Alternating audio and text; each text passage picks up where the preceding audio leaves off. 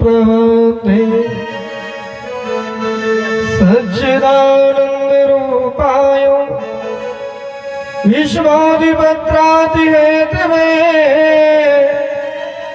तापत्रय विनाशाय श्री कृष्णाय वयं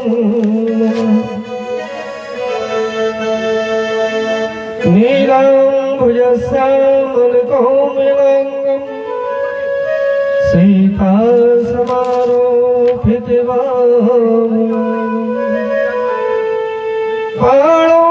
महासायक चारुचापं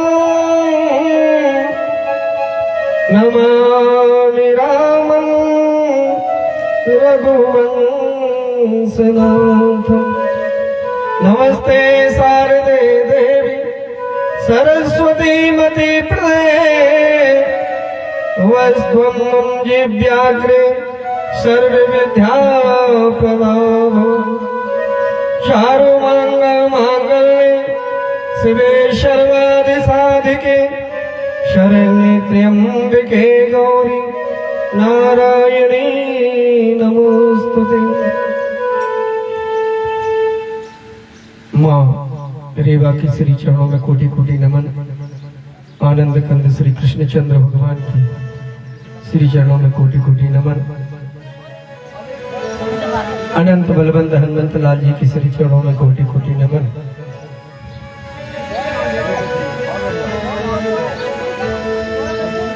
हमारे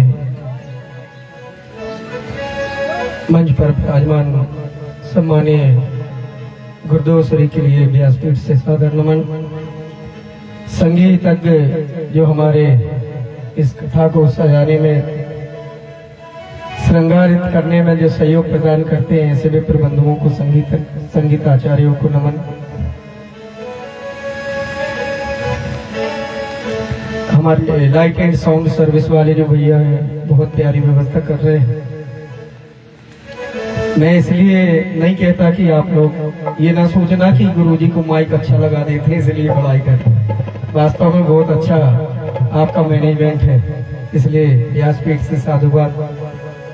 हमारे पिता तुल्य जो बड़े बुजुर्ग यहाँ बैठे हैं सबको राधे राधे, जय श्री राम। मातृशक्ति को प्रणाम और छोटे छोटे बाल गोपाल को व्यासपीठ से आशीर्वाद। आइए कथा में, पावन कथा में प्रवेश करें, भगवान का नाम कीर्तन करने, इसके बाद का राम कथा में प्रवेश करें। बोले भाग्य में हरि लाल की जय हो कि गोविंद मेरो है गोपाल मेरो है, गोविंद मेरो है गोपाल मेरो है, गोविंद मेरो है गोपाल मेरो है, गोविंद मेरो है गोपाल मेरो है, गोविंद मेरो है गोपाल मेरो है। हे बाके बिहारी नंदलाल मेरो है, बाके बिहारी नंदलाल मेरो है, बाके बिहारी नंदलाल मेरो है, बाके बिहारी नंदलाल मेरो है, गोविंद मेरो है गोपाल मेरो है, गोविंद मेरो है नंदलाल मेरो है। जय हो श्री राधे।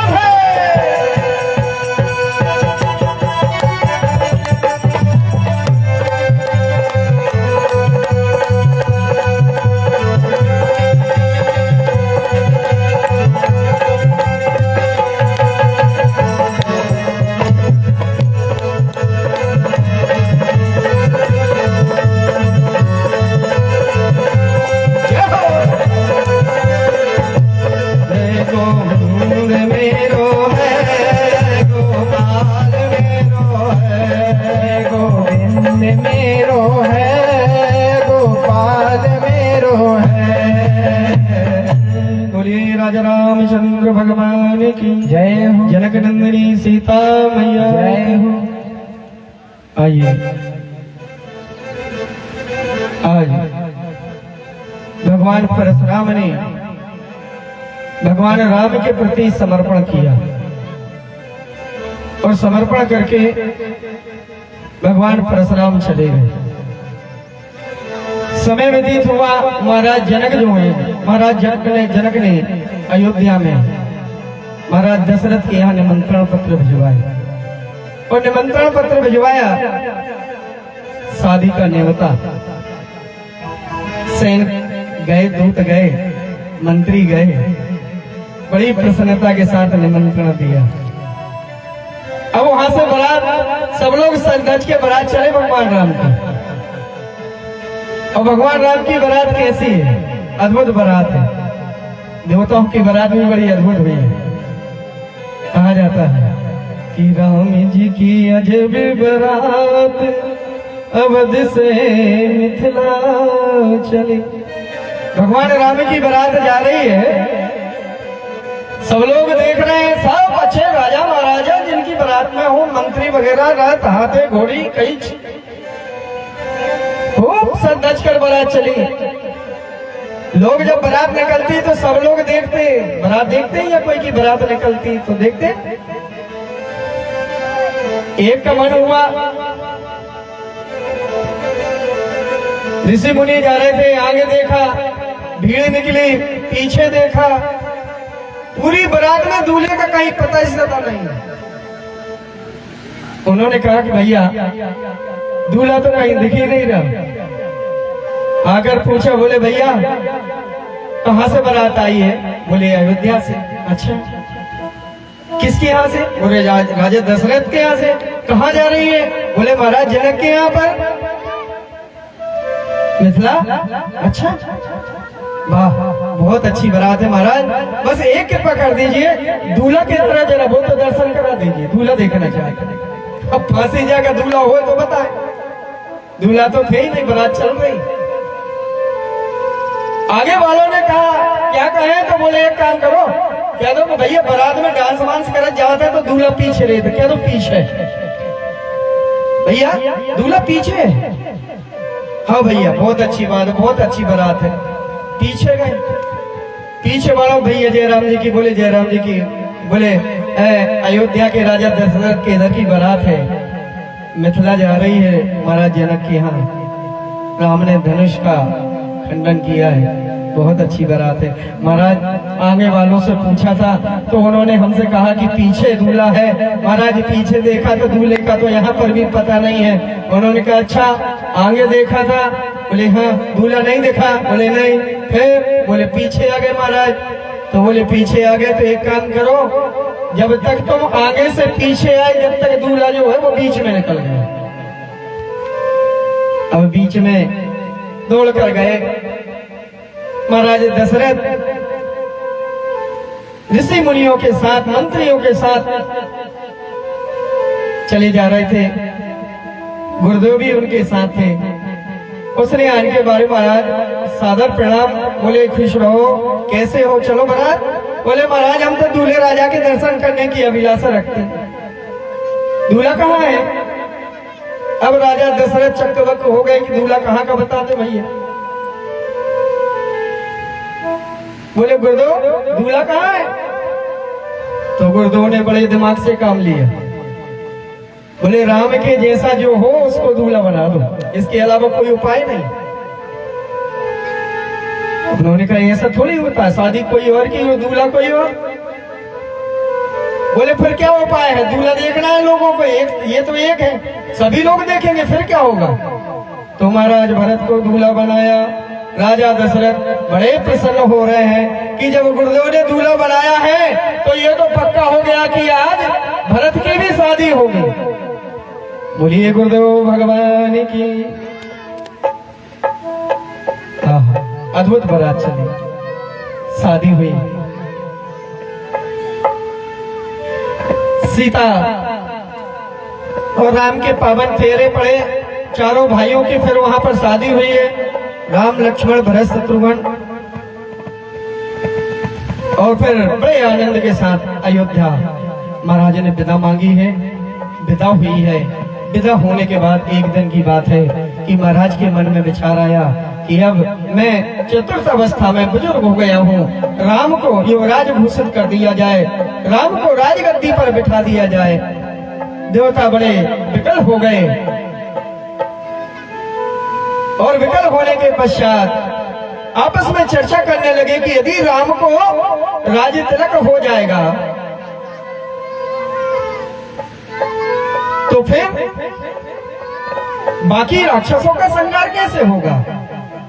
बोले फिर तो कई की एक दासी थी जिनका नाम था मंथरा। सरस्वती का आह्वान किया, सरस्वती को बुलाया, मंथरा की बुद्धि फेरी, यहां राजतिलक की तैयारी, अयोध्या में उत्सव मनने लगा। जब उत्सव मनने लगा तो सरस्वती का आह्वान किया, सरस्वती ने आके मंथरा की बुद्धि को फेर दिया। रात्रिकालीन समय जैसे ही आया, अब मंथरा की बुद्धि जब परिवर्तित हो गई तो वो अपनी महारानी कैकेयी के पास पहुंची और कैकेयी से कहती है, क्या कैकेयी ने देखा मंथरा पूरे महल में तो उत्सव मनाया जा रहा है, सब खुशी है, तू दासी है, मेरी प्रिय दासी है, मेरी प्रधान दासी है, फिर तू आज ऐसे न तूने कंघी की, न श्रृंगार किया, न कुछ। तो मंथरा कहती है, सुने क्या कहती है कि मैं कौन तुम्हारी होती हो,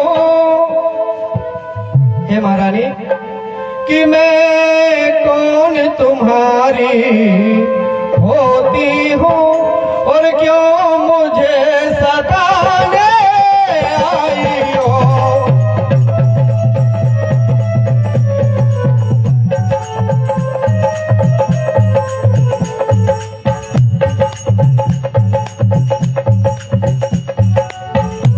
जय हो।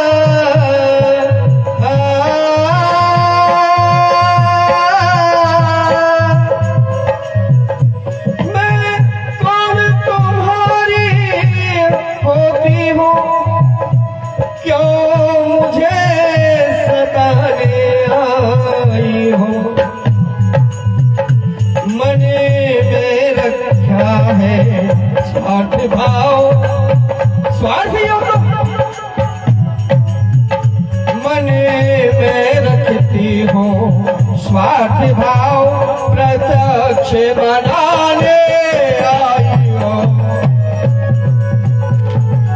दूर हो जाओ मेरी निगाहों से, महारानी मुझे तुमसे कोई लेना देना नहीं है, यहाँ से चली जाओ।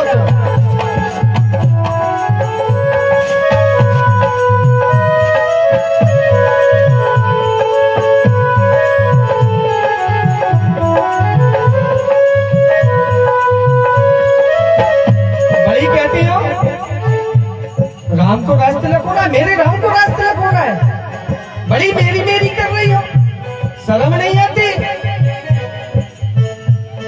बड़ी राज तिलक वाली आई हो, बड़ी खुशी मना रही हो, तेरे भरत नहीं है क्या? समझ बात को, कोई किसी का सगा नहीं होता, नौकर बना के रखेगा वो। इस जग में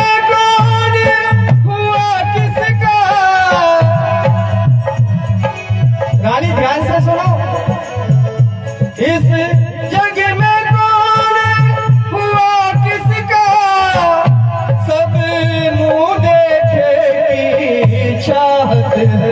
हे रानी, कोई किसी का सगा नहीं है, ये लिख के रख लेना, सब मुंह के सामने बातचीत करते हैं।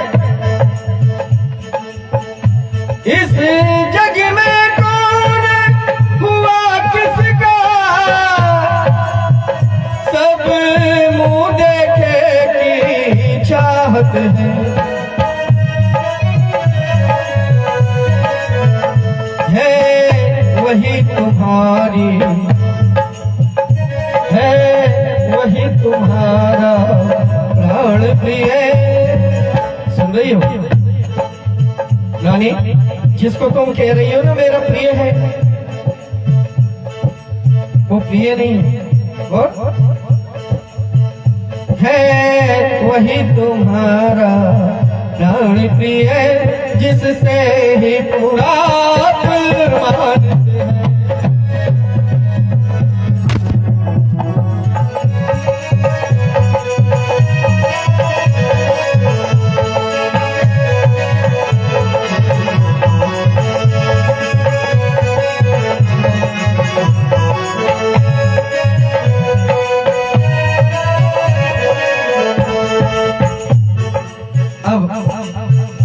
कैकेयी ने उनको समझाया, देखो ऐसी बात नहीं है, तुम जाओ और तैयार हो, मेरे राम का रास्ते लगा। बोले अभी भी तेरी मति फिर गई है, भूल गई क्या? बोले क्या?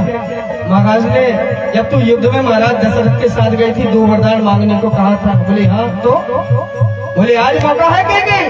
बोले क्या? बोले यदि आज तूने चूक गई तो ध्यान रखना। बोले फिर?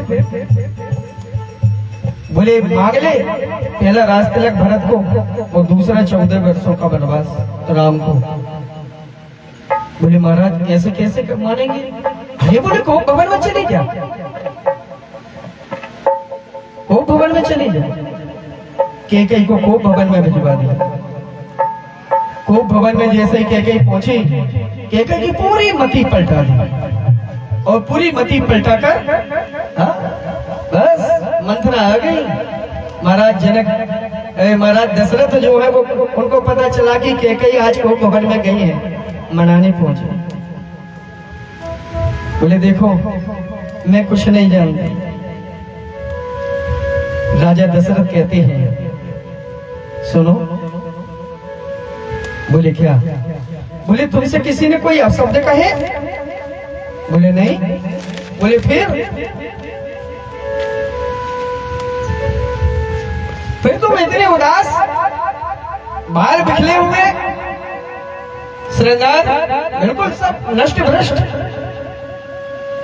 क्या बात है? बोले महाराज आपको तो पता है। बोले क्या? बोले मैं युद्ध करने के लिए गई थी, रथ का चक्का की खील निकल गई थी, चक्का निकलने वाला था, मैंने चिंगड़ी लगा ली थी। बोले हाँ। उस समय आपने महाराज प्रसन्न होकर कहा था कि कोई भी 2 वरदान मांगो। बोले हाँ। बोले महाराज आज मेरी इच्छा है, मैं मांगना चाहती हूँ। बोले मांग लो। तो कैकेयी कहती है कि लो सुनो प्राणपति प्राणनाथ, लो सुनो प्राणपति प्राणनाथ, वह छाती आज मांगती हूँ। आज मांग रही हूँ क्या? कौशल्यानंदन के बदले, कि कौशल्यानंदन के बदले निज सुत को राज मांगती हो।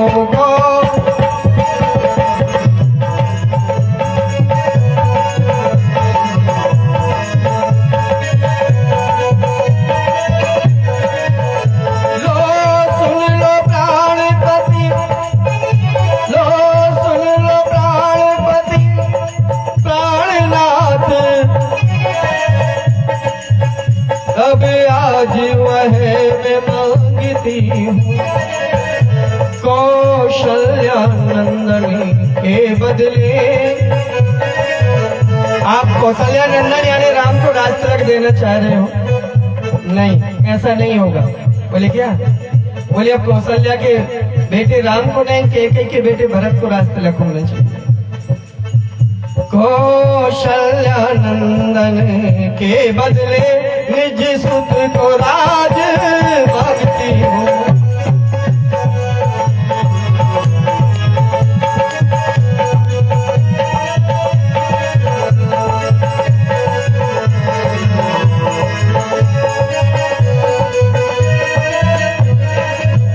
महाराज दशरथ ने कहा इतनी सी बात दिया? बोले महाराज अभी इतनी बात खत्म नहीं हुई। बोले फिर? बोले एक और वरदान है। बोले क्या? अरे पगली, भरत को राज तिलक मिल तो गया, अब और क्या रह गया बाकी? तब क्या कहती क्या? हे महाराज, ऋण जो की दूसरा है मेरा, ऋण जो की दूसरा है मेरा, सो सुन लो कंपित मत होना। सुनो, दूसरा ऋण सुना रही हूं, दूसरा वचन मांग रही हूं, कंपित मत होना। ऋण जो की दूसरा है मेरा, तो तुम कंपित मत होना। क्षत्रिय नरेश कहलाते हो, तो विचलित मन से मत होना।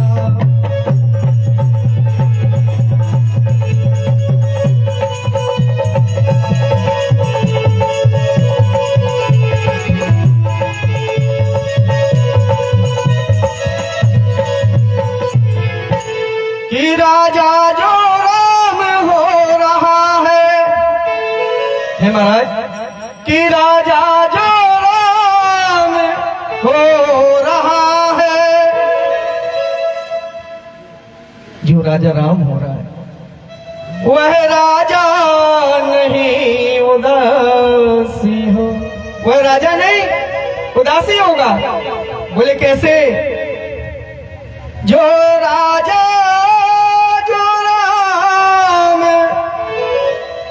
राजा जो राम हो रहा है, वह राजा नहीं उदासी हो।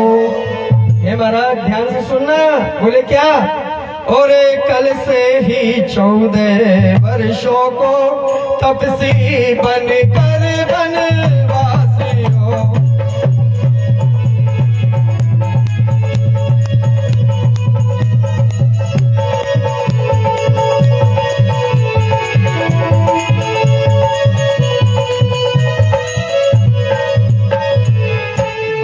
वो स्वामी भी कहते हैं क्या? सुनहु प्राण पिए भावत जी का, और देहु एक बर भरत ही टीका, कि मांगहु दूसरे वर कर जोरी, और पर बहुनाथ मनोरथ मोरी। कहते हैं क्या? तापस भेष विशेष उदासी, तापस भेष विशेष उदासी, तापस भेष विशेष उदासी, 14 बरस राम बनवासी, तापस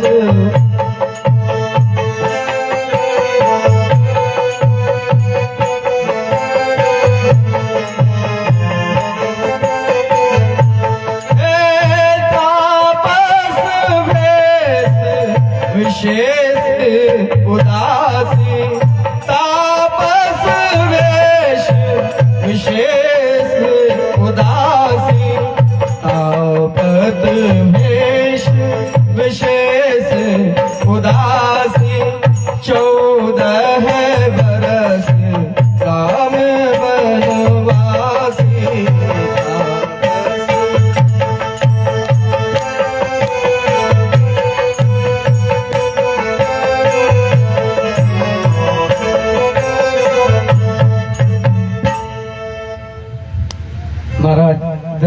ने जैसा ही सुना मूर्छित होकर जमीन पर गिर पड़े। कैकेयी ने कुछ नहीं, पति का ख्याल रखना भूल गए। महाराज जनक कि यहाँ से जो पुत्री आई है, आज ठीक से उसने अपने कदम ससुराल में ठीक से रखे नहीं कि अचानक ऐसी दशा। धन्य विधाता की क्या विधि है। आज दास दासियों को भिजवाया कि राम को बुला कर लो। राम आए और राम जी आए, पिता की अचानक ऐसी दशा देखी तो राम जी कहते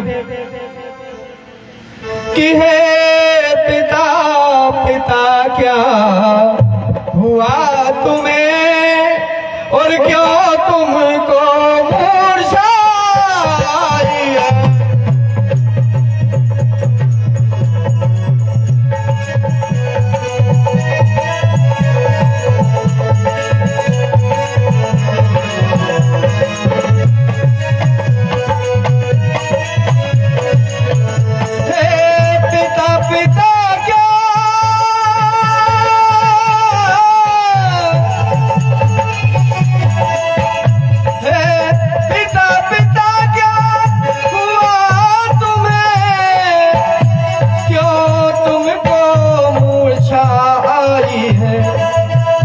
पिताजी आप ऐसी अवस्था में क्यों पड़े हो?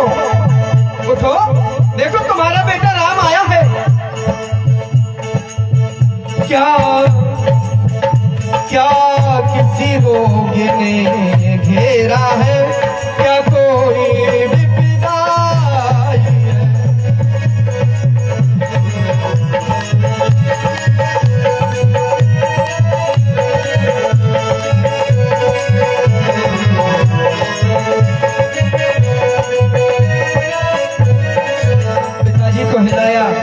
हिलाने के बाद माता से पूछा, मंत्रियों से पूछा क्या हुआ मेरे पिता को, ऐसी दशा मेरे पिता की क्यों है।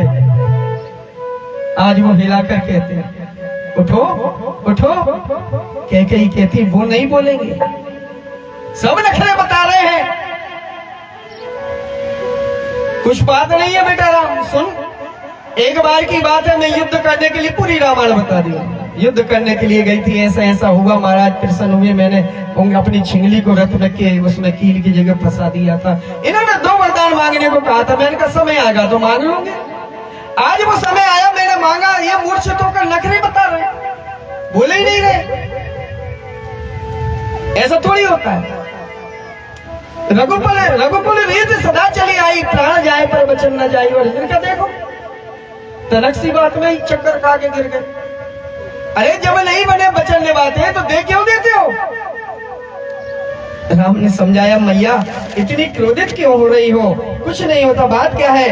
आज उन्होंने बताया कि मैंने 2 वरदान मांगे तेरे पिता से राम, ये तो मूर्छित अवस्था में है, ये पूरा नहीं कर पाएंगे, लेकिन तेरा धर्म बनता है, तू ज्येष्ठ पुत्र है, तुझे वचनों को निभाना पड़ेगा। बोले क्या? बोले राम तेरा राज तिलक हो रहा था, अब तेरा तिलक नहीं होगा, राजा भरत बनेगा। आहा। राम माँ के चरणों में गिर पड़ा, कैकेयी हे मैया, मेरा प्राणों का प्रिय भरत है, और भरत को यदि राज तिलक हो तो इससे बड़ा बढ़कर खुशी क्या हो सकती है। मैं बहुत खुश हूँ। ये तो होना ही था, पिताजी ने तो मेरी बात ही नहीं सुनी, मंत्रियों ने मेरी बात नहीं सुनी, मैं तो राज अधिकार के लायक भी नहीं हूँ। बोले बेटा अभी एक ही बात सुनी, दूसरी सुन। बोले क्या? बोले तुमको कल से 14 वर्षों के लिए वनवास जाना। मैया बहुत अच्छी बात है, मुझे वन विभाग मिल रहा है, मैं यहाँ रहकर करूंगा क्या? मैया 14 वर्ष, मैं बहुत खुश हूँ, वनवास चला जाऊंगा। रामचंद्र जी पिताजी से कहते हैं, पिता आपके वचनों को निरर्थक नहीं होने दूंगा, मैं आपका ज्येष्ठ पुत्र हूं। प्रणाम किया और बस जाने लगे। सीता को पता चला अचानक, मैया कौशल्या के पास सीता थी। देखो आजकल थोड़ी बहुत घर में खटर पटर हो जाए तो बहुएं एक दूसरे के ऊपर सास मास की ठटरी दुमा कर देती है, कोई फिर मर्यादा नहीं रहती। लेकिन यहाँ इतनी बड़ी विपत्ति की जिसको राजतिलक होने वाला है और आज उसको 14 वर्ष, 1-2 दिन के लिए नहीं 14 वर्षों के लिए वनवास जाना है। मर्यादा क्या कहती है? देखो सीता ने कहा मैया कौशल्या से, क्या कहती है सुने ध्यान से, कि लज्जा को कैसे दूर करूं हे मैया, लज्जा को कैसे दूर करूं, यह तो नारी का गहना है। मैया मैं लज्जा को कैसे दूर करूं? लज्जा तो नारी का गहना होता है। लज्जा को कैसे दूर करूं, यह तो नारी का गहना है।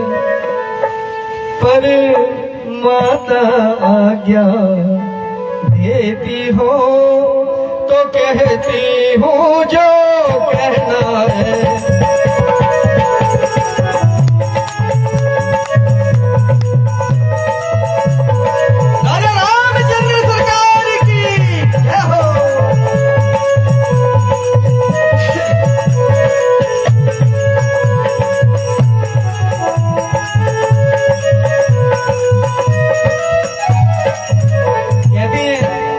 बताऊंगी तो मैया को कोई ना कोई दास दासी आकर तो बता ही देंगे।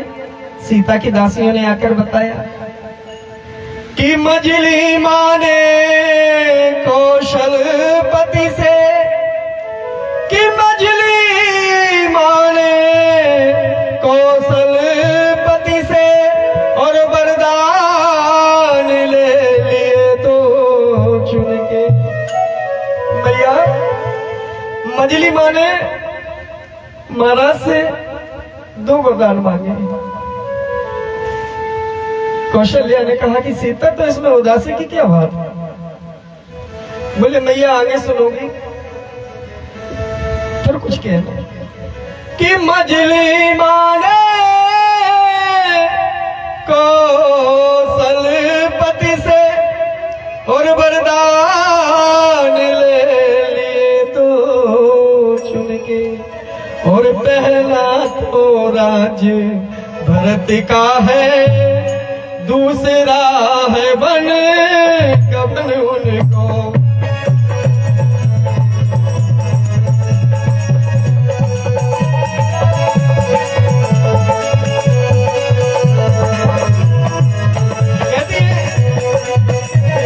क्या कहते हैं? अब माता जी के न्यायालय में, मैया आपके न्यायालय में आई हूँ। अब माता जी के न्यायालय में और मैं आवेदन लाई हूँ। 14 वर्षों के जीवन का, हे मैया मुझे 14 वर्ष क्या करना है, इसलिए आई हूँ आपके पास। 14 वर्षों के जीवन का फैसला कराने आई हूँ।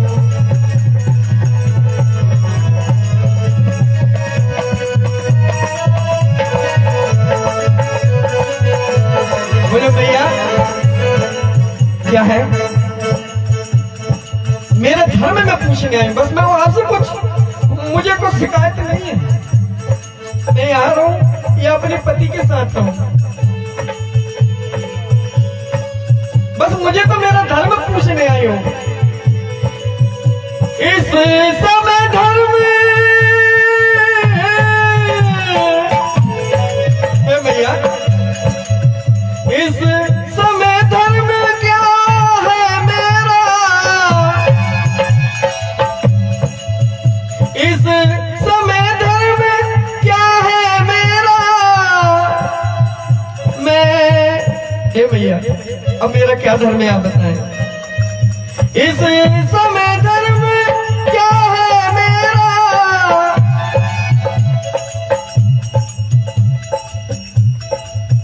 क्या मुझको अच्छा है माता, मैं बन जाऊं या यहीं रहूं। हे मैया, मुझे मेरे पति के साथ जाना चाहिए कि राजमहल में रहना चाहिए? बस इतनी बात पूछने के लिए आई हूँ। मैं बन जाऊं या यहीं रहूं, कहिए क्या आज्ञा है माता।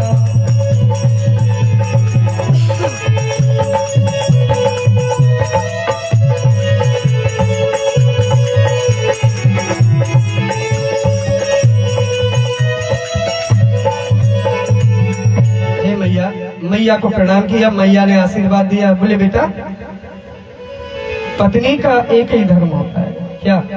गोस्वामी बाबा भी लिखते हैं। क्या लिखते हैं? एक ही धर्म एक व्रत नेम, काए बचन मन पति पद प्रेम। पति के चरणों में ही स्त्री का संसार होता है। तू जा, जो तुझे अच्छा लगे वो कर। मेरी कोई गिला शिकवा नहीं। सीता ने मैया को प्रणाम किया और भगवान रघुनंदन के रघुवीर के पास पहुंच गए और भगवान राम जी से कहते हैं कि स्वामी मैं भी आपके साथ 14 वर्षों को वनवास चलूंगा। उदास सीता। राम कहते हैं कि सीते सीते क्यों रोती हो? हे सीते, तुम क्यों रो रही हो? सीते सीते क्यों रोती हो? क्या धरा वेदनाओं में? यहाँ रहो। तुम कभी नंगे पैर नहीं चली जमीन पर। जब तुम चलती थी तो महाराज तुम्हारे लिए पुष्प बिछवाते थे। उन पुष्पों पर मैया के इतने कोमल पैर थे। मैया जब चलती थी तो उनके तलुओं से खून झिलमिला जाता था। सुकुमारी हो सीते, तुम मेरे साथ 14 वर्ष कहाँ जाओगी? यहीं रहो। सीता नहीं मानी। महाराज मैं तो चलूंगी। उन्होंने कहा ठीक है, मैया से आज्ञा। बोले मैं तो प्राणनाथ पहले ही आज्ञा ले आई। चलो। वहां से लक्ष्मण दौड़े चले आए।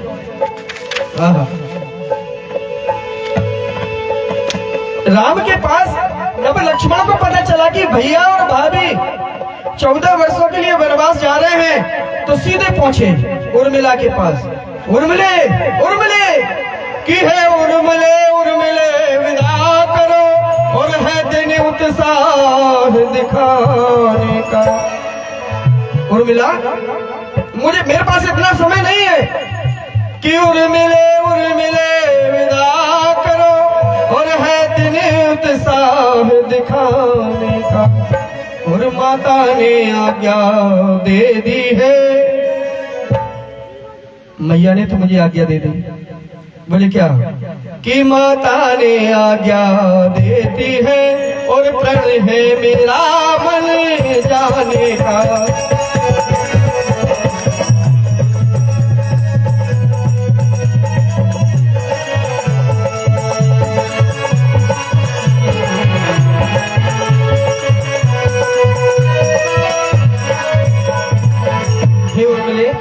तुम विदा करो। और देखो ज्यादा आप एक चीज सोचिए, कल्पना कीजिए, धन्य ऐसी स्त्रियां, धन्य ऐसी माताएं, धन्य ऐसी उर्मिला, धन्य ऐसी सीता। अचानक कोई घटना कर जाए, उनको पता ही नहीं क्या होने वाला है। उर्मिला ने भी बहुत समझाया। बोले प्राणेश्वर, हे प्राणनाथ। फिर जब तक उर्मिला थाली लेकर आरती उतारने के लिए आते, लक्ष्मण जी चले गए। वही दीपक, वही थाली लेकर उर्मिला द्वार पर ही प्रतीक्षा कर रही। तीनों जन वहां पहुंचते महाराज के पास और कहते हैं कि देखो,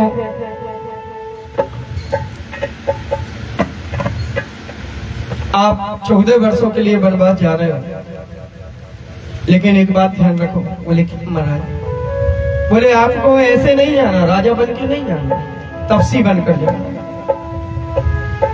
और तपसी बलकर वस्त्र बुलवाए और उनको तपसी वेश में बना जब तक भगवान ने वो श्रृंगार उतारा, कैकेयी ने सीता के लिए भी बोलकर वस्त्र दिए। बोले तुम ऐसी सजी धजी जाओगी? सीता कहने लगी मैया मेरे प्राणपति प्राणेश्वर प्राणनाथ मेरे राघवेंद्र जिस अवस्था में रहेंगे मैं भी उसी अवस्था में रहूंगी। तब उनको समझाया गुरुओं ने कि नहीं, तुमने राम को ही वनवास मांगा है, लक्ष्मण और सीता जैसे जाना चाहे वैसे जा सकते हैं। लेकिन लक्ष्मण से कहा लक्ष्मण तुम स्वतंत्र हो। बोले भैया जब ऐसी अवस्था में रहेंगे तो मैं राजमुकुट का इस धन संपदा का क्या करूंगा? बोले सीता तुम श्रृंगारित होकर जा सकती हो पूरे 16 श्रृंगार के साथ। देखिए हर किसी स्त्री को 16 श्रृंगार नसीब में नहीं होता। ध्यान से सुने माता, हम लोग फैशन के उसमें आजकल मांग वगैरह बनने ऐसा नहीं है। किस्मत वाली स्त्रियां होती जिनको 16 श्रृंगार करने का सौभाग्य प्राप्त होता है। स्त्रियां श्रृंगार जब तक करती जब तक उसका पति है, और जब पति नहीं रहता तो स्त्रियां कोई श्रृंगार करती है क्या? फिर तो बेअदब भी होगा जाता है। आज भगवान राम ने वलकर वस्त्र पहने, लक्ष्मण ने पहने, सीता ने भी उनके वस्त्रों का त्याग करके वलकर वस्त्रों को धारण किया और चले। सुमंत जी को बुलाया, सुमंत इनको ले जाओ, ये बच्चे। बोले महाराज आप तो आज्ञा दे रहे हैं, ले जा रहा हूं मैं रथ में, लेकिन राम है नहीं माने मेरी बात तो। बोले नहीं, उनको समझाना, बच्चे हैं, लक्ष्मण को सीता को तो ले ही आना। सुमंत ने रथ तैयार कराया, तीनों को बिठाला। अयोध्या वासियों को पता चला, अयोध्या वासी भी पीछे आ गए, हम भी आपके साथ 14 वर्षों के वन को चलेंगे।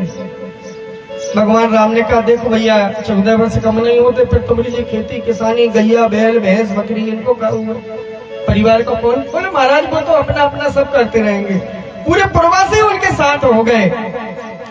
आज भगवान जो है रथ में सवार होकर और वन के लिए प्रस्थान करते हैं। तमसा नदी के किनारे आए, वहां पर विश्राम किया।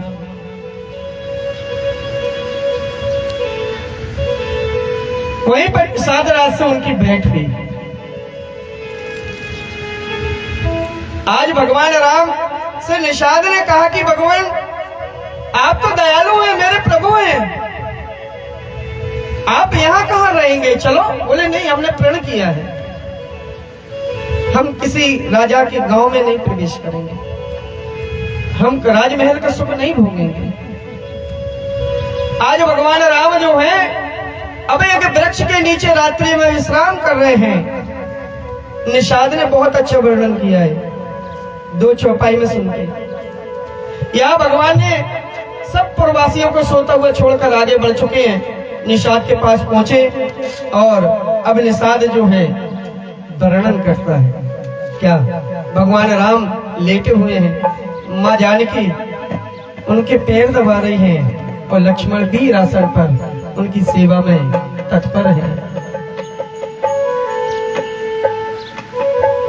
कि पृथ्वी का पलंग बनाया है। निषाद राम को देखता है, उसका परिवार राम को देखता है, आंखों से झरझर आंसू आ जाते हैं।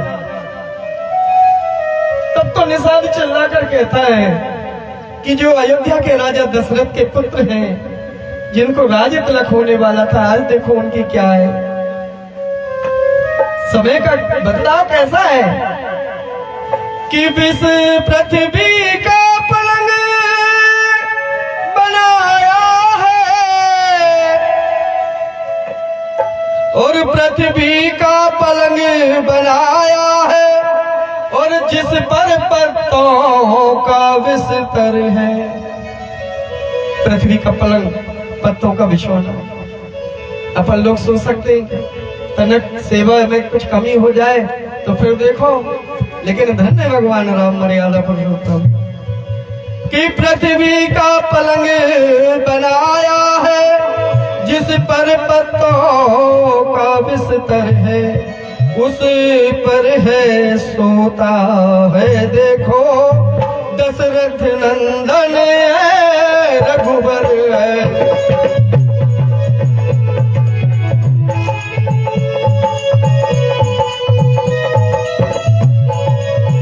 आज दशरथ का नंदन रघुवर देखो पत्तों के बिस्तर पर जमीन पर सो रहा है। जानकी को तो देखो, जो रही सदा हिंडोलों में,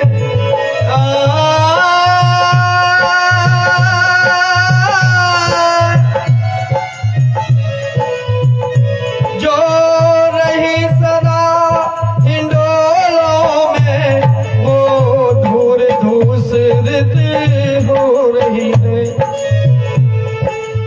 जिसके शरीर के ऊपर, बालों के ऊपर कचरे का एक तिनका भी नहीं लग पाता था, आज वो लाडली जनक नंदिनी की दुर्दशा। धन्य प्रभु। निषाद कहता है, मैं ऐसी अवस्था को देखकर फिर गया कि फूट क्यों नहीं गया, मैं मर क्यों नहीं गया।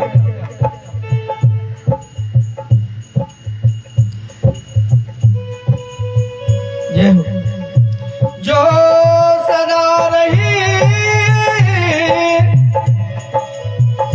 जो रही सदा हिंडोलों में, वो धूल धूसरित हो रही है।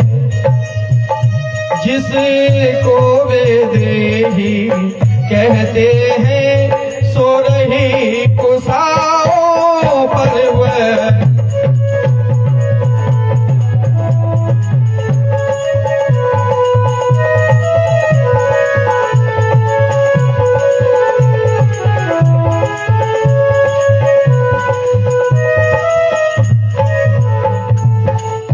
कुसा पर मैया जानकी, वीरासन पर लखनऊ, धनुष बाण ताने हुए भैया भाभी की सेवा में। कहते हैं कि वीरासन पर बैठे हुए लखन, वीरासन बैठे हुए लखन, तेरा देते हैं दोनों का। धन्य लक्ष्मण चरितार्थ कर रहे हैं मानो, पृथ्वी पर धर्म सबका।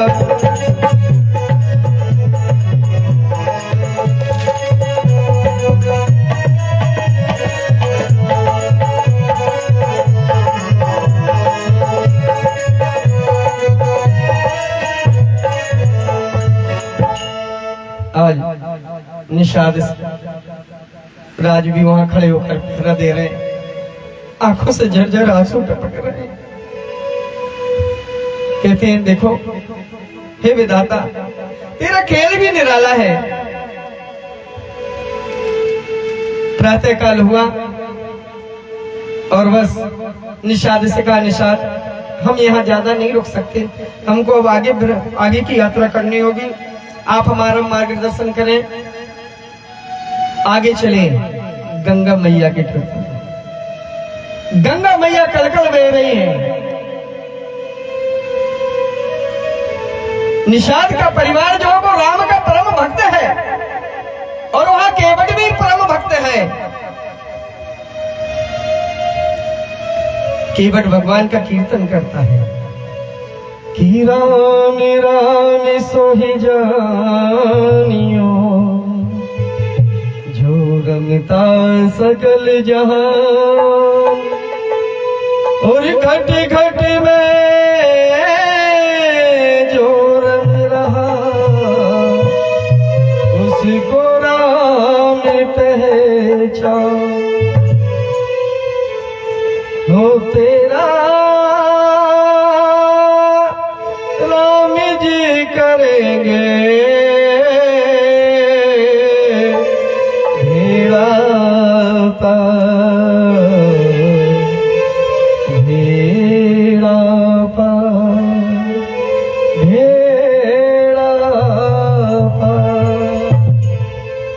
तेरा राम जी करेंगे भेड़ा पार, उदासी मन काहे को डरे तेरा।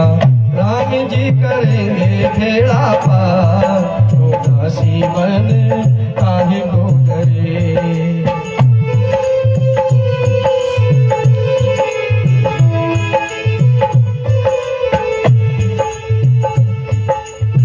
काहे को डरे रे, काहे को डरे, काहे को डरे रे, काहे को डरे, काहे को डरे।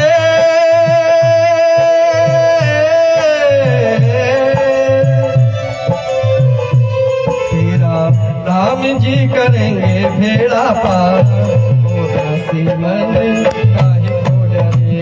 तेरा राम जी करेंगे।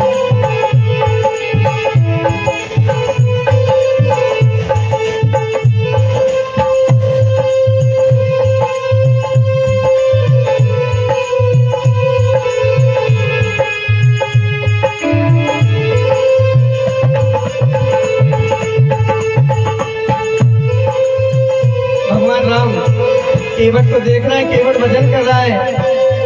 नैया में पतवार उसी के, हाथों में मझधार उसी के। नैया में पतवार उसी के, हाथों में मझधार उसी के।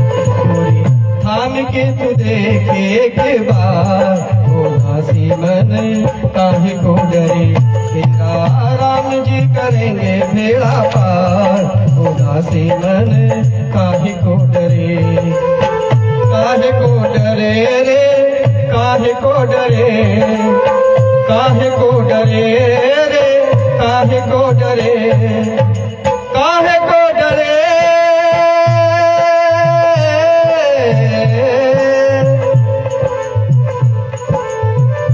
राम का भजन कर रहा है।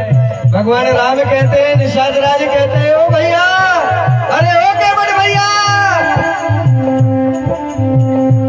इधर आओ, हमको गंगा के उस पार जाना है।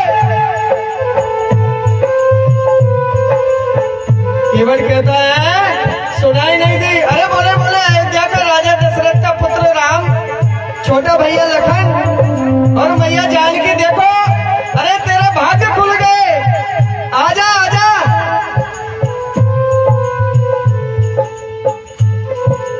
केवट कहता है, आओ, अच्छा अच्छा, कोई उतरा, हाँ आजा आजा, जल्दी आ। केवट भैया रुकना, आ रहा हूँ, और नाव को जल्दी जल्दी चला। भगवान राम कहते हैं, पहले केवट ने कि सुन के बट के बेन, और प्रेम लपेटे अटपटे। केवट को बुलाया, ए केवट इधर आओ। बोले महाराज कौन? बोले मैं राम, अयोध्या। अच्छा तुम राम हो? बोले फिर? बोले नहीं, मैं आ तो जाऊंगा, लेकिन एक शर्त है। उन्होंने कहा जिस शर्तों से बड़े परेशान। बोले क्या? केवट कहता है, एक दूसरे से राम और केवट बतिया रहे हैं। क्या कहते हैं? अरे ओ केवट भैया, ए केवट भैया, अरे लाओ लाओ नैया, हमें जाना है गंगा के पार, अपनी नैया से करे दो पार, अपनी नैया से करे दो पार। अरे ओ केवट भैया, लाओ लाओ नैया, ओ केवट भैया, लाओ लाओ नैया, हमें जाना है गंगा के पार, अपनी नैया से करे दो पार, अपनी नैया से करे दो पार, अपनी नैया से करे दो पार। केवट कहता है, क्या भैया, हम क्या तुम्हारे नौकर लगे एक ही बार के बुलाए में आ जाए? बोले फिर? हमने कही ना, हमने भी कछु शर्तें हैं। बोले क्या शर्त है?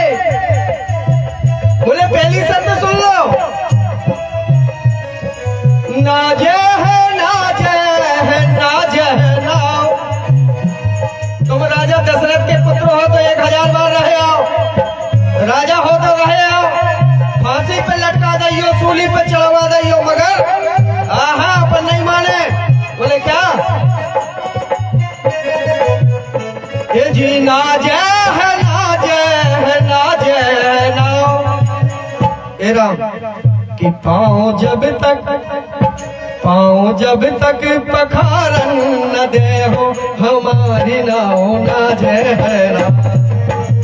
पाँव जब तक पखारन न दे हो हमारी नाओ नाजे है राम। ओके बट भैया लाओ लाओ नैया हमें जाना है गंगा के पार। अपनी नैया से कर दो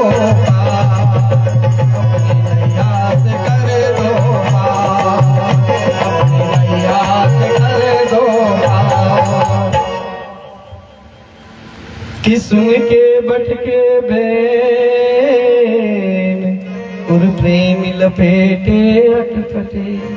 भगवान राम समझ गए। देखो एक बात बताऊं, दुनिया में मुझे एक चीज बहुत अच्छी लगी। हम जितनी भी जगह निमंत्रण के लिए गए, सब लोगों ने चरण पखारे। ये चरण पखारने का बहुत बड़ा महत्व होता है। भगवान के चरणों की रज से कल की कथा में अपन ने सुना था। इसको एक यही समस्या तो थी कि एक देखो भजन तो बहुत है, समय का अभाव होने के कारण मैं संक्षिप्त में लेकर चल रहा हूँ।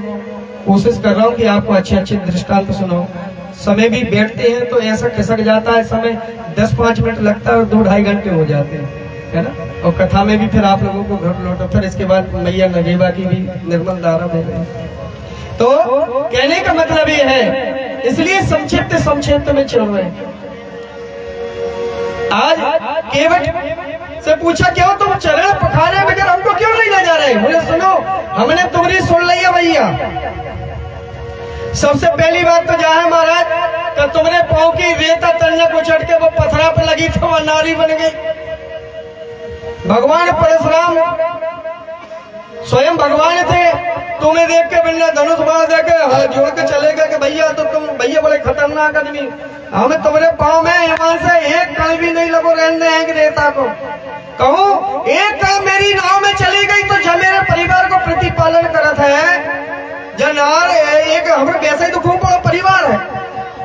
अबे एक पत्नी त्रस्त कर डाल रही है, कहूँ जब नाव की दूसरी ओर हो गई तो फिर दिन भर लट चले।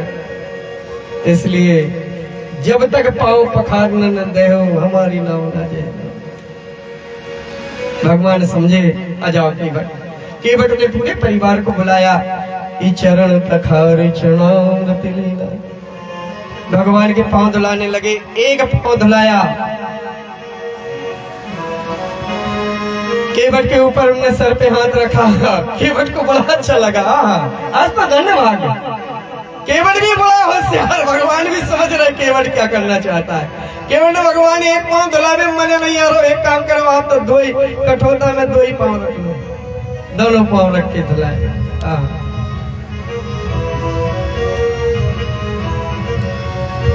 भगवान को चरण धुलाए, पूरे परिवार ने आशीर्वाद लिया और नाव में बिठाला और गंगा के पास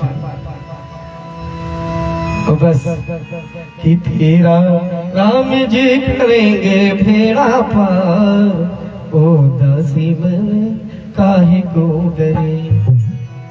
यहाँ सुमंत आदि सबको लौटा दिया, सब अपने अपने धाम लौट गए। वहां जैसे ही महाराज सुमंत ने कहा, पता चला दशरथ को, हा राम कहते हुए दशरथ जी ने प्राण त्याग दिया। भगवान यहाँ से अब चित्रकूट पहुंच गए और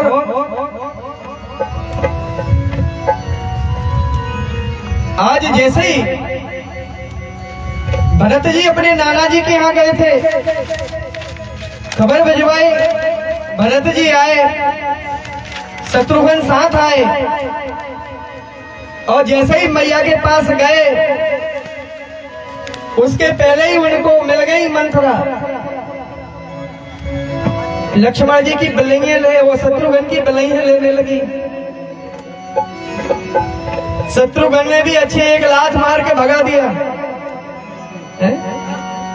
ओ दुष्टा कुंटा जगल जली, अब हमें जलाने चाहिए। रघुकुल के दीपक बुझा, घी के चिराग जलाए।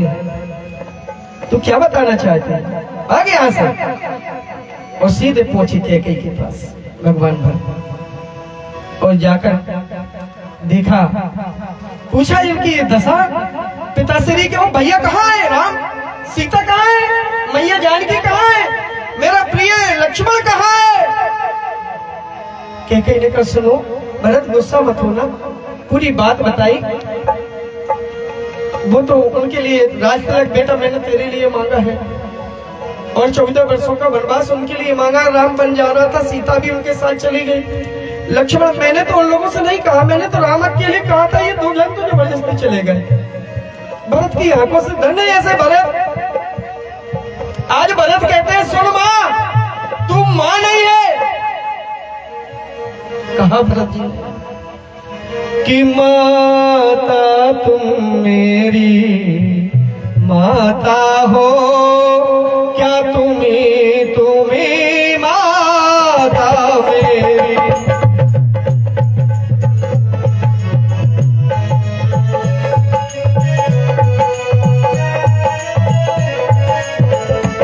माता तुम मेरी,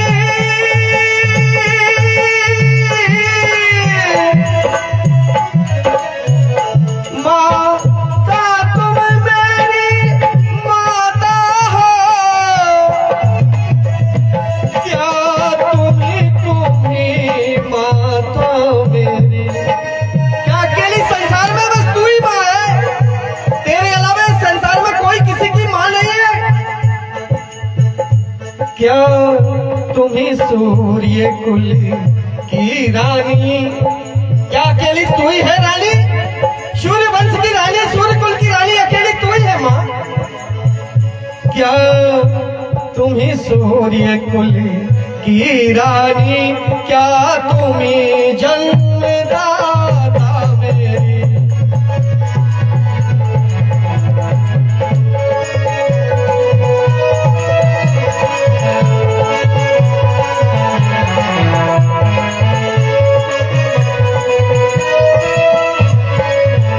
और भैया मुझे माँ कहने में लज्जा आ रही है, ध्यान रखना।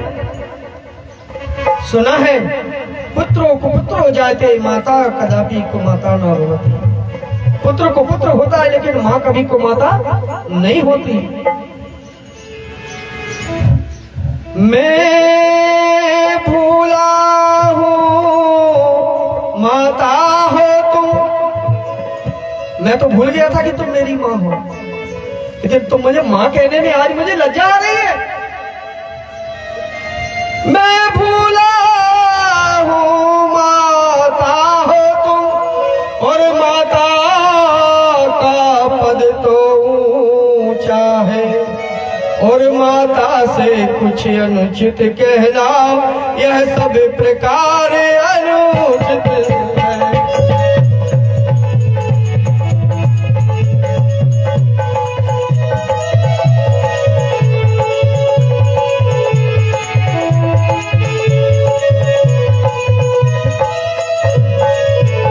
समझाया भरत को कैकेयी नहीं, भरत ने एक नहीं सुना। मैया हे पिताश्री, तुम जिस लोक में भी हो तो सुनो, आज मैं तुम्हारी प्रिय पत्नी जो है कैकेयी का त्याग करता हूँ। आज से मैं इसका बेटा नहीं हूँ, मुझे माफ करना। और भरत क्रोध में मैया कौशल्या के पास जाते सुमित्रा के पास लिपट कर रोने लगते, माँ मुझे क्षमा कर देना, मैं अभागा हूँ, मैंने कैकेयी की कोख से जन्म लिया। मैया कहती हैं देखो विधि के विधान में किसी का दोष नहीं होता। गुरु ने उनको समझाया बुझाया। महाराज दशरथ के अंतिम संस्कार की व्यवस्था की, राजतिलक की तैयारी होने लगी। सभा मंत्री सभासदों को बुलाया, और कहा कि अब एक काम करें,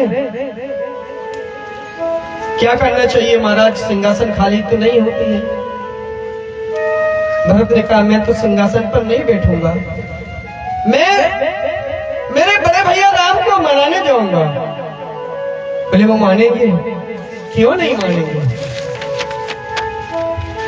आज कि भरत चले चित्रकूट हो रामा, राम को मनाने।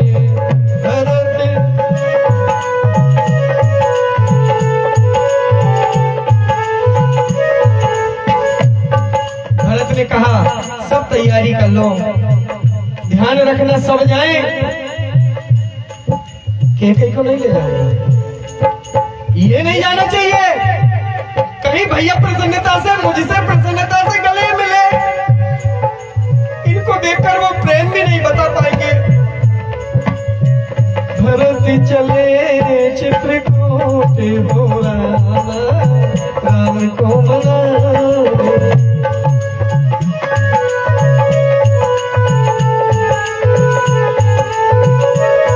पूरी चतुरंगनी सेना साथ, कुछ लोग तो इसलिए लग गए कि भैया हमने देखा है राम के साथ हम गए हैं, उसके बाद जहां तक वो सोए सबके सब तैयार है, तू कौन भूल गए तो हम भी चल रहे हैं, सब तैयार होने का, जिनको चलना है सब चलो। पालकी बनी,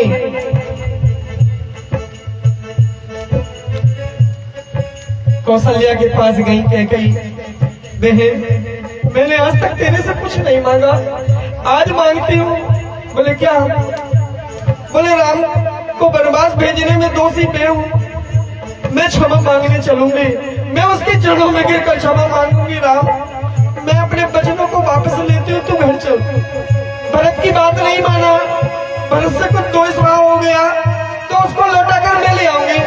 तो एक काम कर महारानी, मेरे बेटे भरत को समझा दे, वो नहीं मुझे साथ ले चले।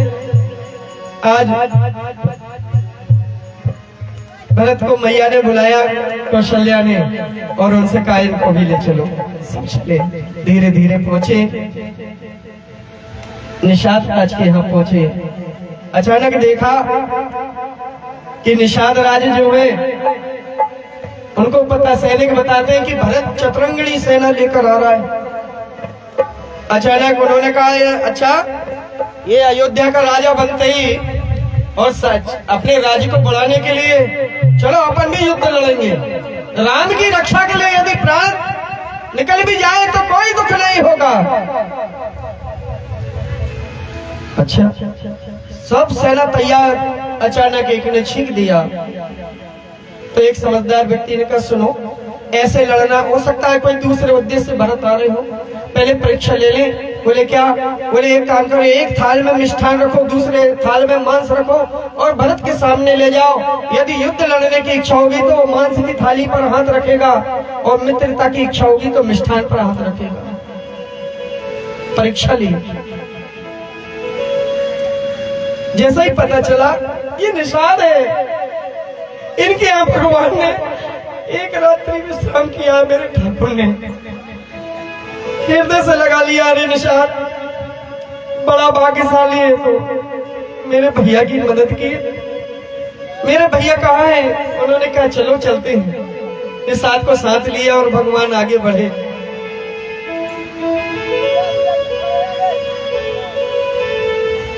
आज धीरे धीरे करके जहां चित्रकूट पर्वत पर भगवान राम विराजमान है, वहीं नीचे उन्होंने सब सेना का पड़ाव डलवा दिया। उधर से लक्ष्मण भैया की सेवा के लिए फूल वगैरह लेने गए थे, बड़े क्रोध में दौड़े दौड़े आए, भैया भैया भैया। लक्ष्मण अरे क्या हुआ?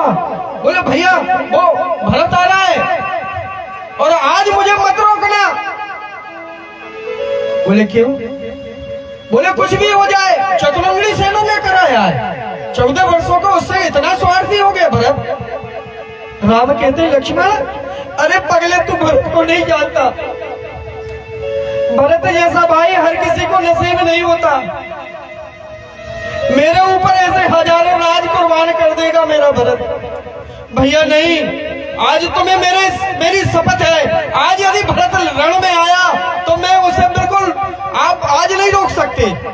आज मैं प्रतिज्ञा करता हूँ, इंद्र आदि देवता भी यदि उसके साथ युद्ध लड़ने के लिए आए तो लक्ष्मण से कोई नहीं जीत सकता। अरे लक्ष्मण धैर्य धारण कर भैया, को क्रोध कर रहा है।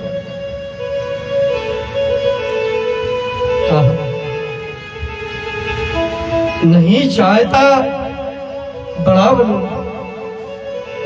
नहीं चाहता बड़ा बनूं, रहने दो छोटा ही मुझको, शासन का अनुशासन का जैसा हूं वो सर। उन्होंने कहा देखो छोटे बड़े की बात नहीं लक्ष्मण, पहले अपन देख तो लेंगे। वहां से भरत भैया राम करते हुए चिल्लाते आ रहा है, आकर हृदय से लिपट गया और लिपटने के बाद भगवान के चरणों में मुकुट उतार कर बैठ गया। भैया चलो हम आपको लेने के लिए आए। आज भरत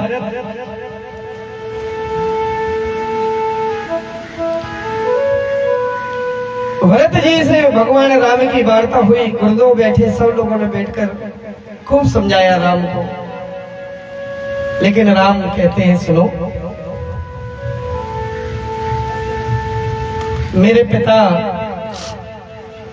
भी अब इस संसार में नहीं है, इसलिए भरत पिता के वचनों को निभाना तो हम लोगों का धर्म है। सच्चे पुत्र वही होते हैं जो पिता के वचनों को निभाएं।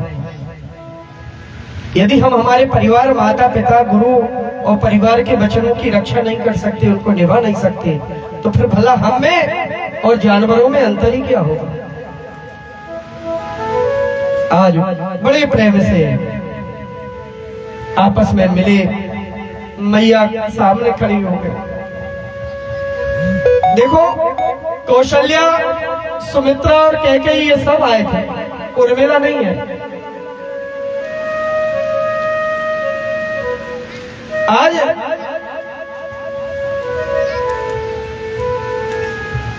भगवान राम को यदि मिलना भी था, यदि भगवान राम के मन में कोई दोष होता तो वो सबसे पहले कौशल्या मैया से मिलते, लेकिन राम कौशल्या से नहीं मिला। राम जाकर किससे मिल रहे हैं? कैकेयी से। मैया मैं तेरा ऋणी हूँ, मैं तेरा आभारी हूँ, तूने राम को वनवास नहीं, राम को बनने के लिए 14 वर्षों के लिए भेजा है। राजा श्रेष्ठ राजा वही होता है जो प्रजा की रक्षा करे। वन की रक्षा करने के लिए मुझे वन विभाग दिया है, मैं वन का राजा बनकर रहूंगा। मैया कैकेयी कहती राम मैं बड़ी अभागन हूँ, मैं नहीं पहचान पाई रे तेरे को।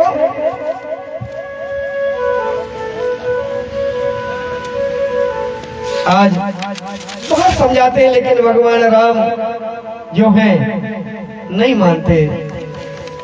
बहुत बातचीत हुई आपस में, आखिर निष्कर्ष ये निकला कि भैया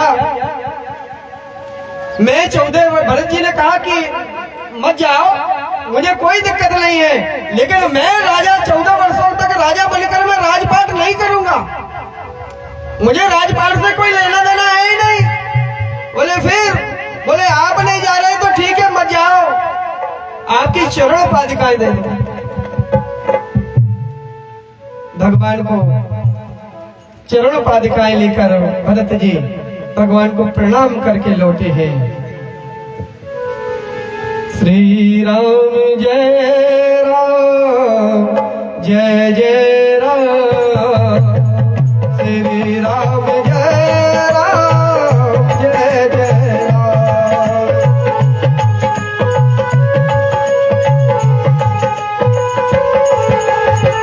श्री राम जय राम जय जय राम, श्री राम जय राम जय जय राम,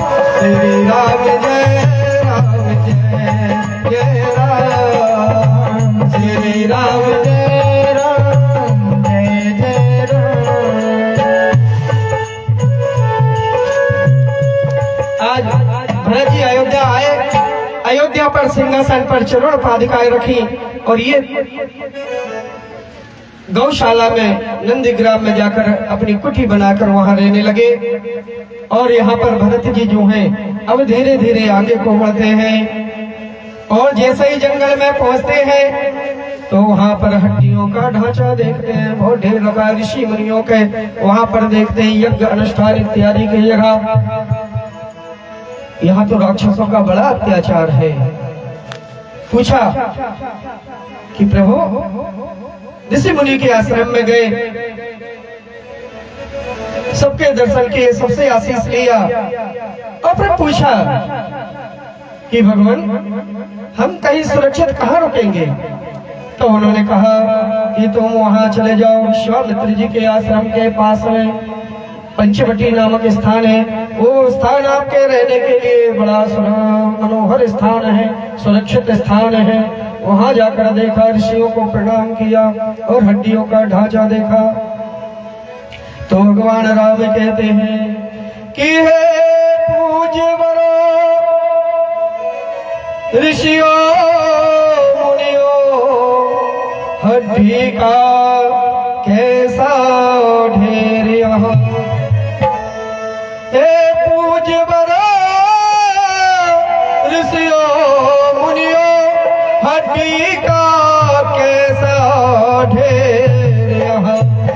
यह तपोभूमि का है कलंक, यह तपोभूमि का है कलंक, या कोई शासक का मंदिर यहाँ।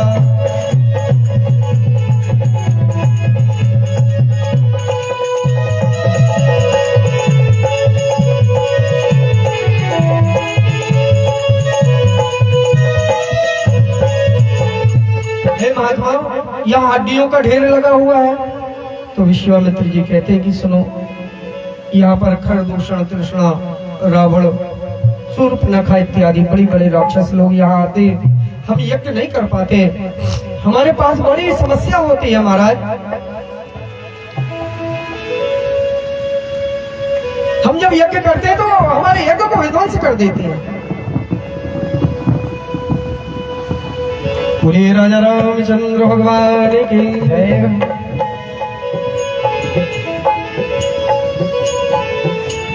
तो वहां पर भगवान राम प्रण करते हैं कि सुनिए आज कह रहा हूं, सुनिए आज कह रहा हूं, ऋषि मुनि दल सुने प्रतिज्ञा है, पाताल सुने, भूलोक सुने, नवमंडल सुने प्रतिज्ञा है। मैं हाथ उठाकर कहता हूं, मैं हाथ उठाकर कहता हूं, अब से है काम यही मेरा, पृथ्वी को निश्चलहीन करूं, तब दशरथ सुमन नाम मेरा। बोलिए राजा रामचंद्र भगवान की जय हो। आज भगवान राम ने प्रतिज्ञा की है और कहा है कि मुनि पर मत घबराइए और हम हैं पहरेदार, कि ऋषि वर मत घबराइए और हम हैं पहरेदार, और आप यज्ञ निर्भय करें, हम हैं पहरेदार।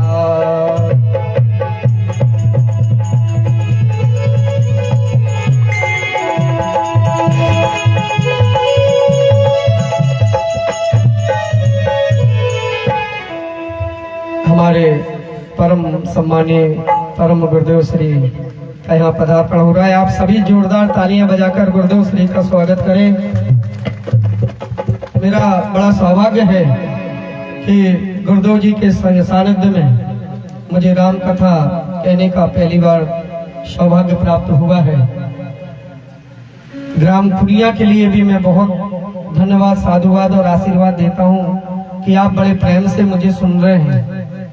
भगवान राम की कथा गाने का मैं प्रयास कर रहा हूँ। कह तो कोई भी नहीं पाता, हरि अनंत हरि कथा अनंत। कोशिश कर रहे हैं गाने की। हो सकता है गाते गाते कथा कहते कहते इस जिह्वा से कुछ अनर्गल शब्द निकल जाए, तो मैं इस व्यासपीठ से आप सभी माताओं बहनों से भाई बंधुओं से क्षमा मांगता हूँ। और कल के दिवस 1 बजे से अपन शूर्पणखा संवाद सुनाएंगे। शूर्पणखा संवाद से लक्ष्मण शक्ति तक का संवाद होगा। आप सभी यदि आपको सुनने में आनंद आता हो तो आ जाया करें थोड़ा जल्दी, है ना। 1 बजे बहुत होता है। हमारे गुरुजी भी भोजन पानी बना के हमको खिला पिला के बिल्कुल तैयार कर देते हैं। प्यारे भैया हमको 12:30 बजे ला कर यहाँ खड़े कर देते हैं, गुरुजी चलो। तो आप जितने आओगे कथा रोचकता तब होती जब आप लोग ज्यादा है। और एक निवेदन कर रहा हूँ, कल गुरुजी ने कहा था कि गुरुजी ने एक भूमि खरीदी मारेवा कि यहाँ पर आश्रम बनाने हेतु, तो गुरुदेव श्री ने आग्रह किया है कि आप सभी उस आश्रम के लिए जो भी राशि अपनी इच्छा से उन्हें आश्रम में सहयोग प्रदान करना चाहें, तो गुरुदेव श्री के श्री चरणों में सर्वप्रथम आहुति डालने के लिए मैं अपनी तरफ से 551 रुपए उस आश्रम के लिए देने की घोषणा करता हूं। और पहली आहुति मैं डाल रहा हूं और गुरुजी ये वचन देता हूं कि ये हमारे चेलों का गांव है, यहाँ आपको निराशा नहीं मिलेगी। और आइए, हमने एक भजन बनाया था, जब तक गुरुदेव पूजन कर रहे हैं जब तक अपन एक छोटा सा भजन गाते। अभी राम जन्मभूमि पर हमारे एक मित्र हैं श्री ध्रुव ओरा जी, उन्होंने एक भजन बनाया और हमने उस भजन के माध्यम से पूरी बस्ती में घूमे हैं। आज पहली बार में राम भजन है। आइए, आप भी, आपको कुछ नहीं करना, मैं गाऊंगा, आपको सिर्फ ताली बजाकर श्री राम जय राम जय जय राम करना है। कि राम भक्तो जाग जाओ तुम्हें जगाने आए हैं। प्रेम से ताली ऊपर हाथ करके बजाएं और गाए, कोई कठिन भजन नहीं है। राम भक्तो जाग जाओ तुम्हें जगाने आए हैं। राम भक्तो जाग जाओ तुम्हें जगाने आए हैं।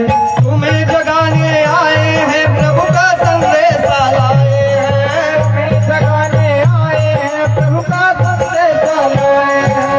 राम भक्तो जाग जाओ तुम्हें जगाने आए हैं। राम भक्तो जाग जाओ तुम्हें जगाने आए हैं। श्री राम जय राम जय जय राम, श्री राम जय राम जय जय राम। श्री राम जय राम जय जय राम, श्री राम जय राम जय जय राम। श्री राम जय राम जय जय राम, श्री राम जय राम जय जय राम। अब ये भजन क्यों बना तो सुने। अवधपुरी में राम लला का मंदिर बनने वाला है। अवधपुरी में राम लला का मंदिर बनने वाला है। आप सबको पता है ना, सभी को माता बहनों आपको पता है, अयोध्या में अपना राम मंदिर बन रहा है। सरकार नहीं बनवा रही, ध्यान रखना। हाँ, कोई नहीं बनवा रहा, अपन बनवा रहे हैं। गर्व से कहेंगे अपन बनवा रहे हैं। अयोध्या में राम जी का मंदिर और गुरु जी का आश्रम दोनों में खुलकर सहयोग करेंगे। अपन ने 10-10 रुपए, 100-100, 50-50 रुपए अयोध्या के लिए दिए ना। आप लोगों ने चंदा दिया ना राम मंदिर के लिए, कुछ तो कहो हाँ या ना। जिन्होंने दिया कुछ याद कर लेना आप लोगों ने, तो जोरदार ताली बजा दो। हाँ, कोई आए और कहे कि राम मंदिर फलाने का, लड़ पड़ना, लठ मार देंगे मुंह में। तुम्हारे बाप का नहीं, हमने पैसा देकर बनवाया, हमारा राम मंदिर है।